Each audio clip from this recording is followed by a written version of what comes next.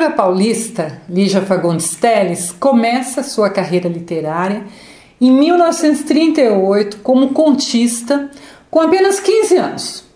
Seus primeiros livros são todos de contos. Só mais tarde, em 1954, ela lançará o seu primeiro romance, que foi Ciranda de Pedra, que fez enorme sucesso e virou, inclusive, novela de televisão. Entretanto, mesmo tendo se tornado uma romancista muito talentosa, ela ainda continuou escrevendo contos, muitos contos.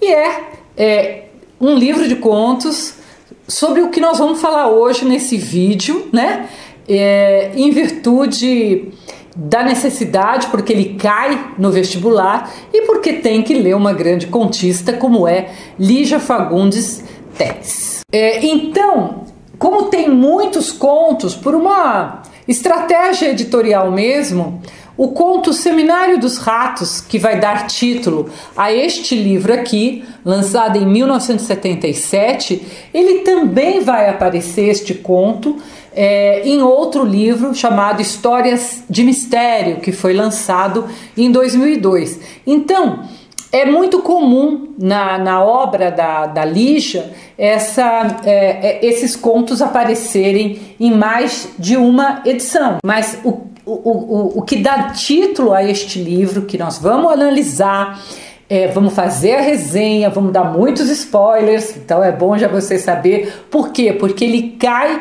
em vestibular, não é apenas o conto, mas o livro todo, esse que eu falei, que foi lançado em 1977.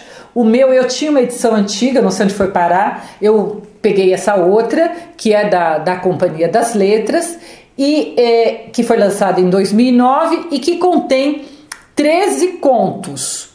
Aqui eu também tenho que contar para vocês que na edição original existia mais um conto chamado O X do Problema, que desapareceu nas edições mais recentes a partir de 2009 com a Companhia das Letras. Então, esse livro foi criado originalmente com 14 contos e agora são 13. Então, em alguns lugares você vai encontrar com 14, em alguns lugares você vai encontrar com 13. Eu vou seguir essa edição, que é uma edição mais nova, então aqui eu tenho 13 contos.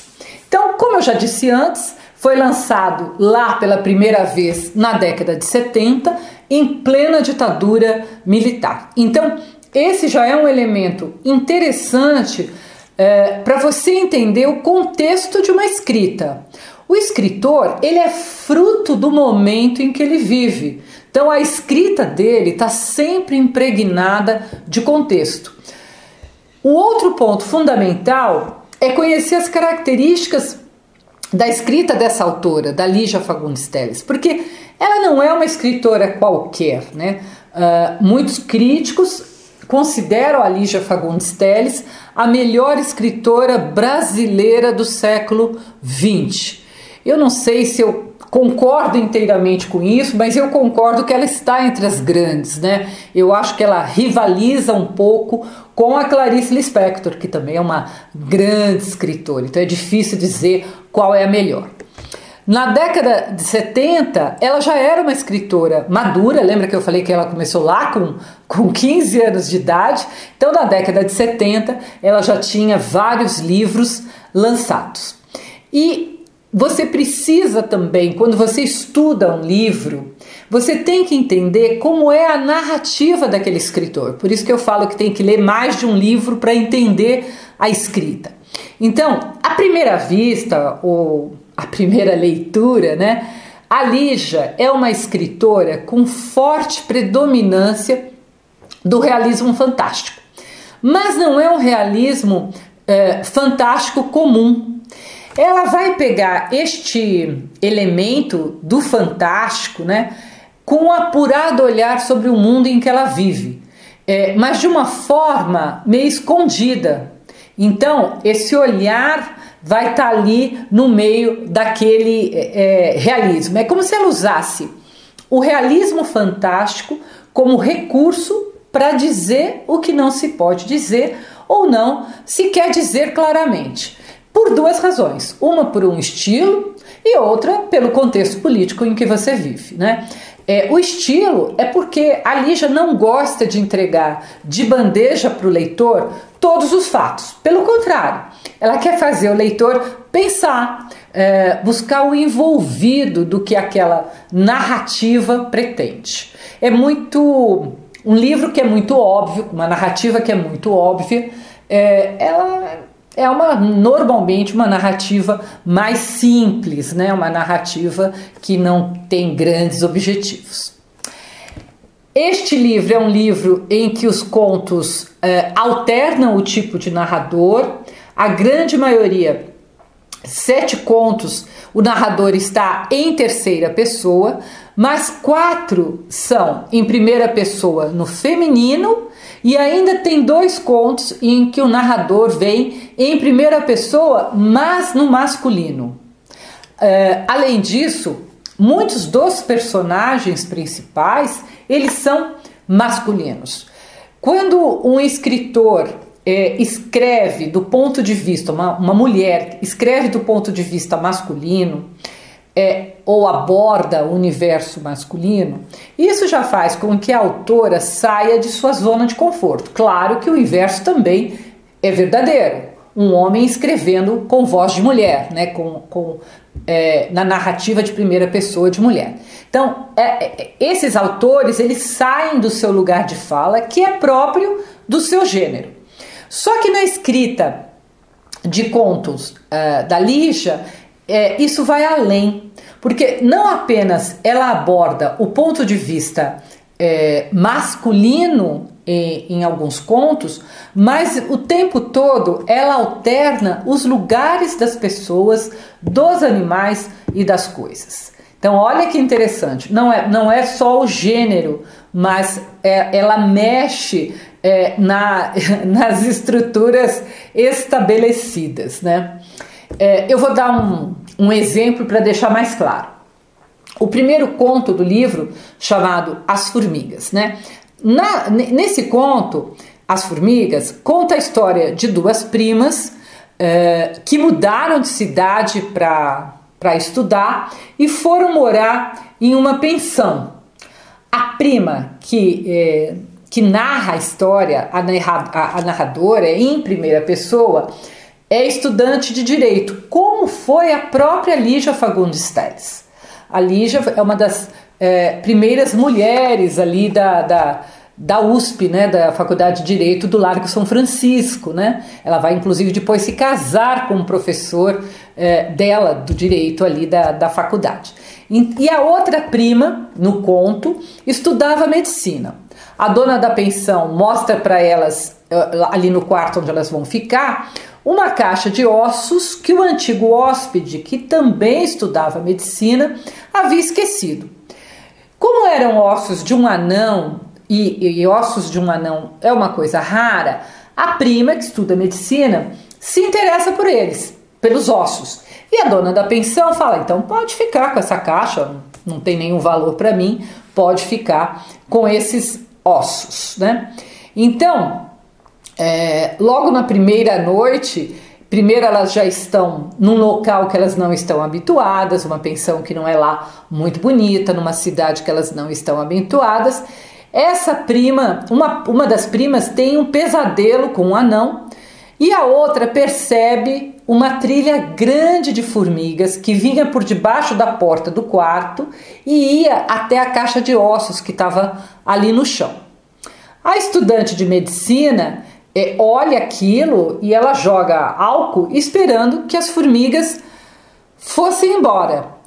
No dia seguinte, as formigas realmente tinham desaparecido, mas os ossos, quando elas foram olhar lá na caixa, eles tinham mudado de lugar, como se o esqueleto do anão estivesse sendo montado pelas formigas. Então aí já começa, né, um pouco desse realismo fantástico. Na noite seguinte, A mesma coisa com aquela fila grossa de formigas seguindo até o caixote de ossos e trabalhando no esqueleto do anão. Então começa a ficar bem claro para elas que as formigas estão montando o anão. As primas ficam muito assustadas e com medo de que o esqueleto do anão acabe de ser montado, né? E aconteça ali alguma coisa. As duas pegam suas coisas no meio da noite e vão embora da pensão. Então, este é o primeiro conto, e é o primeiro conto que vai dar o pontapé inicial para a gente entender que eles vão seguir nessa linha. Vejam que tudo está deslocado de lugar. As humanas, que são as primas, que são grandes, são fortes, não conseguem matar pequenas formigas, o que já é uma contradição. As formigas, que não deveriam saber montar um esqueleto, o sabem. E ao invés das primas esperarem para saber o que realmente vai acontecer, ficar ali, já estavam estabelecidas na pensão, então esperar ver se vai ter alguma, realmente montar o esqueleto do anão, elas simplesmente fogem de madrugada. Então, a Lígia é uma escritora que alterna ou que refaz o que é óbvio. Ela faz esse deslocamento de papéis. Esse deslocamento de papéis, ele é ainda mais explícito no conto Tigrela, em que uma amiga da narradora, chamada Romana, cria uma tigresa desde filhote como se fosse um ser humano. E com o tempo, essa tigresa vai adquirindo realmente hábitos de humanos. Ela usava colar, ela bebia uísque, né? Uma coisa muito maluca, né? Um tigre que bebe uísque. A tigresa, chamada Tigrela, com o passar do tempo, passou a controlar a vida da Romana. E a Romana, claro, começou a ficar com muito medo das reações desse estranho animal. E controlava não como um tigre que quer comer o humano ali, mas controlava um pouco como dona, né, da Romana.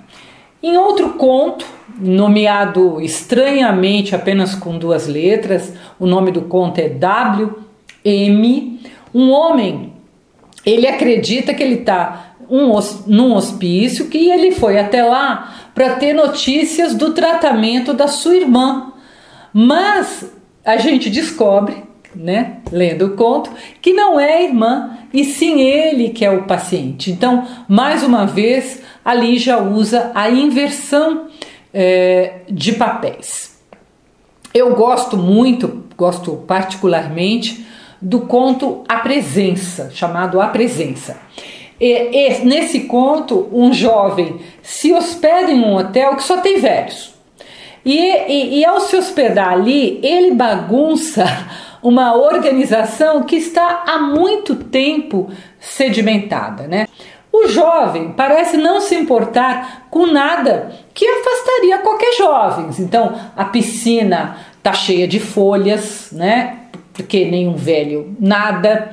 A comida ela é meio insossa, não tem sabor, né? Porque é uma comidinha para não fazer mal. E é um hotel que não tem diversão, existe uma grande falta de diversão. Mas o contrário acontece, nada disso afasta os velhos, afasta o jovem, e os velhos vão ficando muito incomodados com a presença do jovem, que faz lembrar a eles como a vida tinha sido um dia, né? Vai dando uma inveja naqueles velhos, né? A velhice que estava ali estabelecida começa a incomodar, a visão da juventude começa a incomodar, e aí tudo leva a crer que esses velhos tenham se reunido e envenenado esse rapaz. Então, o que a Lígia quer mostrar com todas essas inversões de papéis? É que ninguém está completamente seguro em sua posição. Depende do contexto, se muda o contexto, a gente muda de papéis também, né? E depende sempre de onde se olha e do ponto de vista de quem olha, para que o quadro seja completamente outro. Essa é a grande riqueza e a grande característica deste livro. Por fim, eu não vou conseguir falar de todos os contos, ia ficar um vídeo muito longo, mas eu tenho que falar naquele que eu considero que é o principal, que é o último conto, que é Seminário dos Ratos. E é justamente tão importante que a Lígia vai dar o nome dele ao livro. E é neste conto que a inversão de papel ela se avoluma, né? Porque os humanos são governantes, são homens todos poderosos que vão sendo dominados por ratos. Então lembra tudo que eu falei de inversão. A história de Seminário dos Ratos se passa em uma casa de campo, isolada, que foi reformada, em que várias delegações estão reunidas para um seminário a respeito de roedores. Eles querem acabar com os roedores. Começa o conto, o chefe das relações públicas, ele vai, e ele é o responsável por acomodar todas as delegações. Ele vai lá no escritório do secretário do bem-estar público e privado, e isso já é uma ironia, né? Esse secretário do bem-estar público e privado, e ele vai contar como é que ele tinha organizado as diversas delegações. Eu já disse antes que esse conto foi escrito em plena ditadura militar, então a autora ela vai se valer de ratos e de poderosos para nos passar várias mensagens que não podiam ser ditas em virtude da censura. Não vamos esquecer que a ditadura militar, os militares impuseram uma censura terrível. Eu vivi o final dessa censura. A gente não podia assistir o livro que a gente não podia assistir o filme que a gente quisesse, a gente não podia ver o filme, ler o livro que a gente quisesse. Então era realmente uma censura. E gosto quando ela diz que o chefe da delegação americana era o chefe das da delegação dos conservadores armados e desarmados, porque os Estados Unidos ele era o grande aliado da ditadura militar aqui no Brasil, tá? Em outro momento, o secretário do bem-estar dizia para o assessor de relações públicas que não se podia confiar em ninguém, que havia sempre alguém com a praga de um gravador até escondido. E ali eles falam que eles queriam manter a imprensa longe ali do seminário, né? E aí eu quero abrir um parênteses, de novo, não se esqueça que você tem que fazer a relação sempre, pensar que um governo ou um governante, quando ele não é muito democrático ou nada democrático, ele não gosta da imprensa, ele quer afastar a imprensa, ou pior, ele quer falar mal da imprensa para que o povo pense que a imprensa mente. Então, toda vez que você vê um governante falando muito mal de imprensa, desconfie. Ele quer fazer você acreditar que a imprensa mente. Mas não existe isso, né? Como assim? Toda a imprensa mente, nacional e internacional? Não, né? Então, esse governante sempre não quer nenhuma opinião contrária, ele é totalitário, ele não quer que as pessoas tenham voz, ele não quer que as pessoas pensem diferentes. Então, aqui já é um conto muito atual, porque a gente vê no Brasil uma desmoralização da imprensa e ela é orquestrada, então prestem atenção nisso, né? Façam essa relação. Bom, então esse é um ponto importante desse conto dos Seminários dos Ratos. Em determinado momento, né, o secretário ali do bem-estar, ele pergunta para o outro, você está ouvindo barulho? E o chefe das relações públicas, não estou ouvindo nada, né? E aí o secretário, ele diz, né, que ele tem um ouvido muito bom, né? ele fala para o outro que ele escuta até demais. E por quê? Que ele acha que ele tem um ouvido muito bom, ele diz até que ele acha que ele tem um ouvido suplementar, que ele diz que é tão fino que quando ele fez a Revolução de 32 e depois no golpe de 64, era sempre o primeiro do grupo a pressentir qualquer anormalidade. Então, aqui ela não usa para esconder, a autora está sendo muito clara. 2 momentos pré-ditadura no país, ele fala que ele foi alguém que agiu rápido, que ele ouviu, né? Então precisa, aqui ela é muito explícita a esses 2 momentos importantes da história brasileira: a Revolução de 32 e o golpe de 64. Então aqui é uma questão que pode cair no vestibular, que por que, né, que esse ouvido dele era tão fino nesses movimentos, né?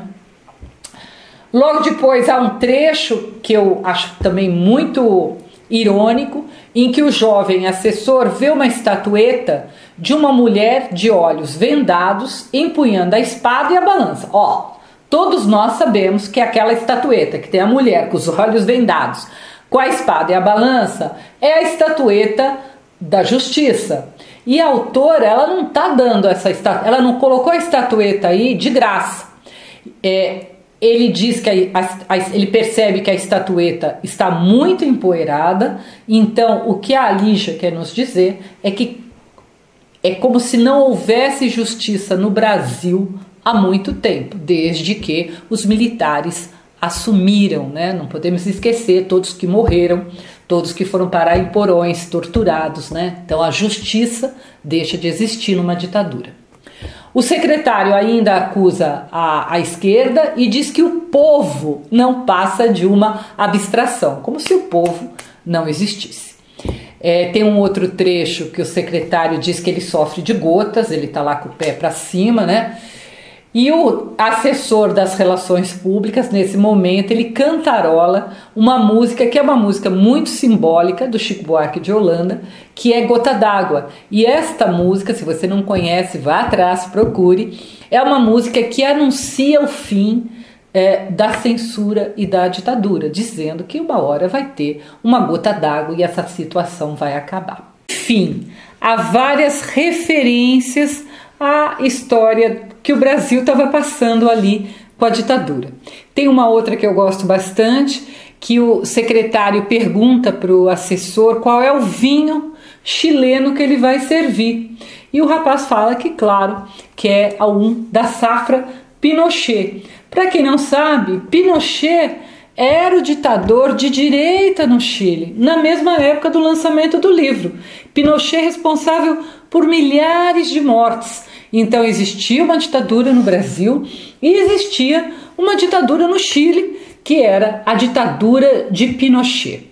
Bom, aquele barulho que o secretário escuta, ele vai se intensificando, começa também um cheiro forte e o cozinheiro sobe correndo para avisar ali que os ratos comeram toda a comida e junto com os outros empregados ele vai fugir, nem que seja a pé, porque os ratos haviam comido os fios dos carros, dos telefones e avançavam sobre os móveis, avançavam sobre tudo.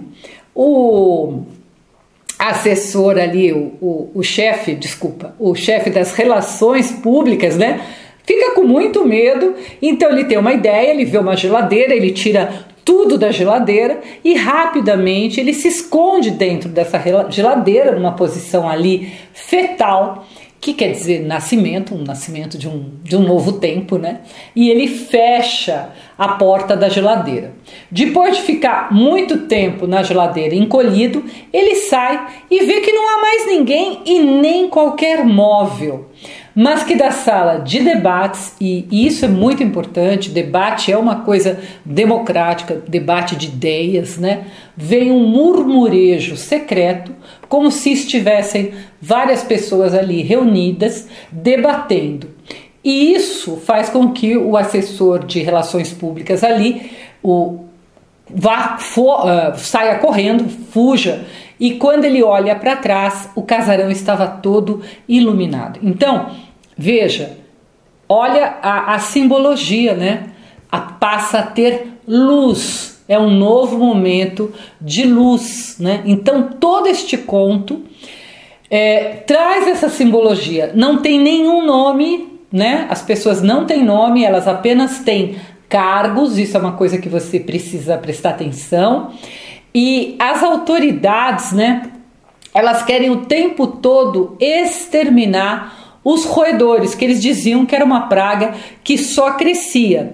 Eles vão ser justamente atacados por esses ratos, que obviamente vão tomar o poder. Então, esses ratos, né, que estão ali abocanhando devagarinho durante muitos anos, de repente eles tomam o poder. Então, uma pergunta para você pensar, né, quem são os verdadeiros ratos no conto, né? Se esses ratos acabam com a opressão, esses do conto, né, quem é que tem problema de caráter, quem é que são os verdadeiros ratos no conto, tá bom?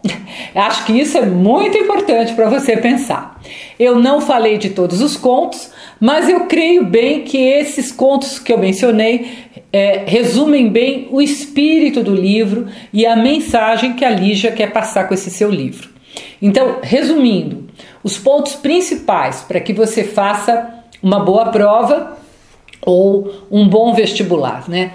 Primeira característica, a maioria dos 13 contos é narrada em terceira pessoa, mas a autora se vale também de deslocamentos para a primeira pessoa, tanto no feminino como primeira pessoa no masculino, tá?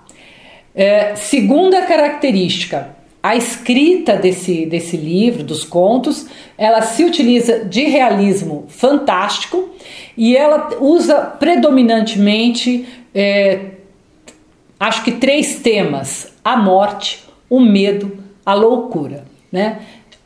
Terceira característica, o tempo todo, e talvez o mais importante, é que há uma constante inversão de papéis e de deslocamento de sujeitos, né? E esse deslocamento ele tem um objetivo de tirar o leitor da sua zona de conforto e o fazer refletir, o que era tão importante, lógico, naquele período escuro que a gente estava vivendo, que era um período de ditadura, né? Se você quiser ler a resenha, ela está no meu site www.miriambevilacqua.com.br. E, se possível, se inscreva aqui no canal. A sua inscrição é muito importante para tornar o canal cada dia mais forte. Muito obrigada e até o próximo post.